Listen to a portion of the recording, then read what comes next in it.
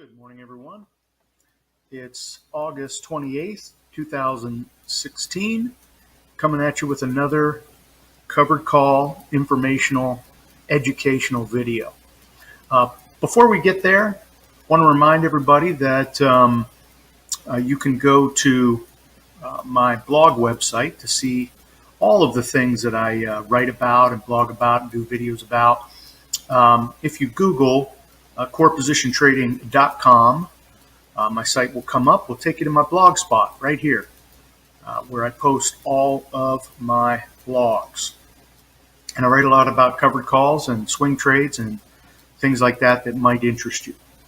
You could also swing over to Core Position Trading YouTube channel and subscribe. You could see I post up quite a bit. I'm going to bring it in here. People have said that they can't see the tighter numbers when I do things, but you can see I like to post. Okay, and I hope you enjoy them. So let's talk today about having your shares taken away. You know, this is one of the biggest fears for new covered call writers, having your shares taken away. Because for some reason, it just seems that that's a bad thing. If I have my shares taken away, that's a bad thing.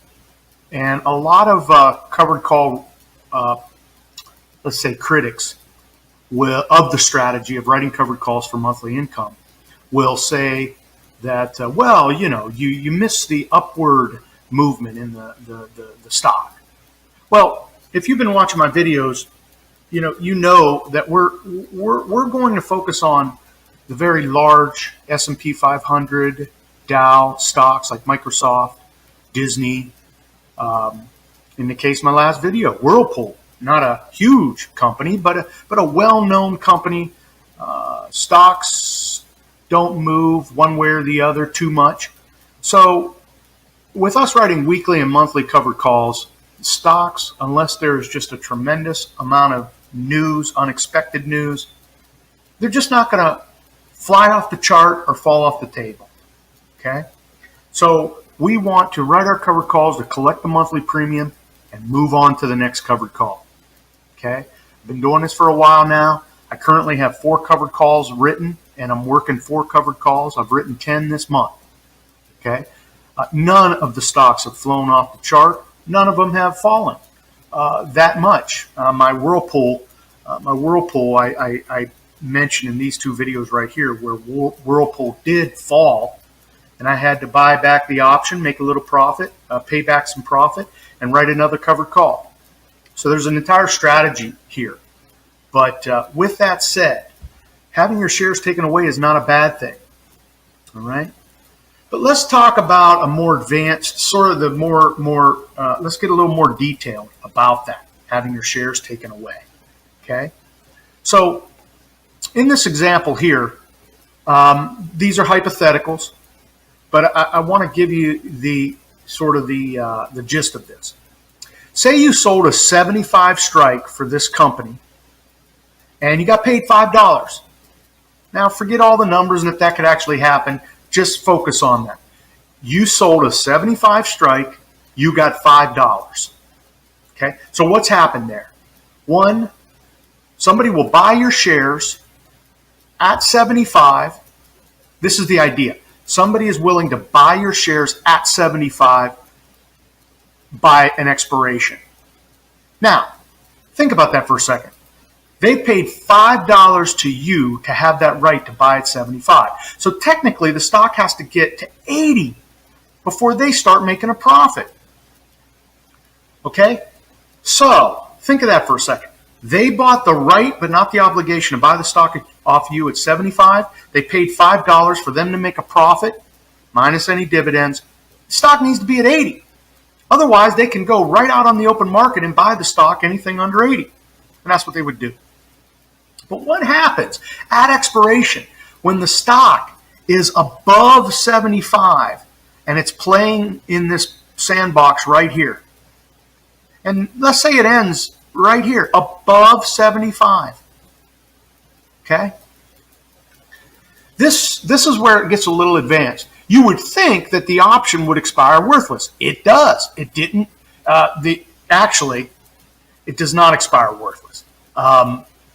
There is money in the premium because it is above 75, but it's basically worthless to the person that bought it. Stock needed to be above 80 for them to start making money. They're not going to exercise it. So here's your stock playing around in this sandbox right here, and it never ends above 80. It ends down here. So what happens on that Friday afternoon? Well, when the stock market closes, if you don't take any action, okay, that option buyer is not going to buy your shares. But what is going to happen is your shares will be taken away from you by the market makers. Okay? Why? Because anything above 75, anything, whether it's a single penny, the market makers can close this deal out, give you your 75 bucks. They will take your shares and they will collect that premium and anything above it basically for free. They have no cost. Market makers can come in and say, oh, it's $75.01. They'll close that transaction because they have no cost. They collect the 1 penny. They sell your shares. You get the $75 plus the $5 premium. Life is good. But the unexpected transaction of having your shares taken away happened. Why? Market makers have no cost. So if this stock is trading in here in this area where it's 78, okay, and you're saying, okay, the option's going to expire worthless to the option buyer, and I'm going to keep my shares, I'm going to keep my premium, and I'm going to write another covered call. No. The market maker, right, those people, those computers and people that pits buyers and sellers together, NASDAQ, Dow, so on and so forth, they come in, they will buy this option, okay? They will collect the $3 in this case, give you your shares, of course you keep your premium, and they close the deal at zero cost to them. So anything above the strike price, okay, you have to assume your shares will be taken away from you. So what do? Towards the end of the trading day on Friday, what's going to happen is this $5 premium, okay, minus any real money in the option, but under 80, okay, you'll have to buy back if you don't want your shares taken away. And that's an advanced strategy. But my point here is, what we need to know as option or covered call writers is that anything above the strike price, but under what that guy paid us, the market makers are going to take our shares. So again, that's not a bad thing. You got paid, but it is something you have to be aware of. Okay.